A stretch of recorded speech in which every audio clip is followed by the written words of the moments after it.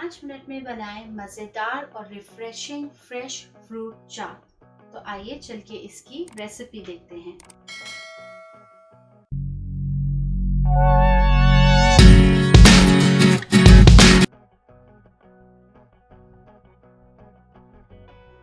अस्सलाम वालेकुम। आज मैं बना रही हूँ रिफ्रेशिंग और जूसी फ्रूट चाट।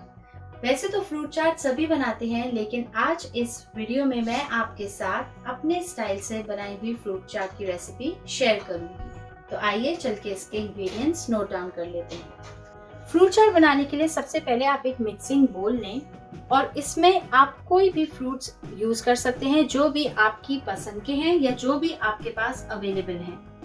मैंने सबसे पहले तकरीबन 2 एप्पल्स लिए हैं, जिसको मैंने इस तरीके से छोटा छोटा काट लिया है।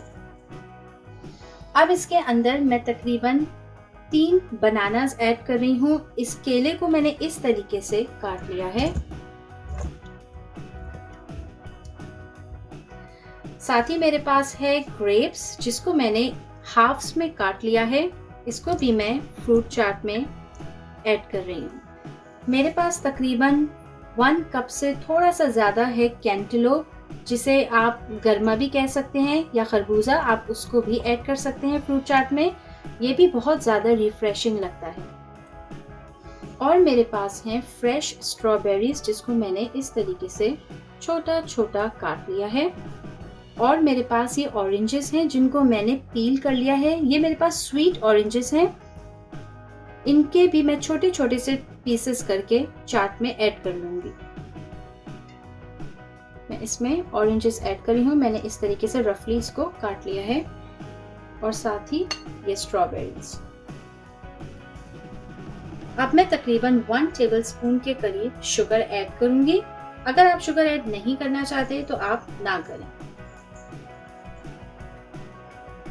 अब मैं इसमें तकरीबन 1 टेबलस्पून के करीब चाट मसाला ऐड कर रही हूँ। चाट मसाला से बहुत ही अच्छा टेस्ट आता है।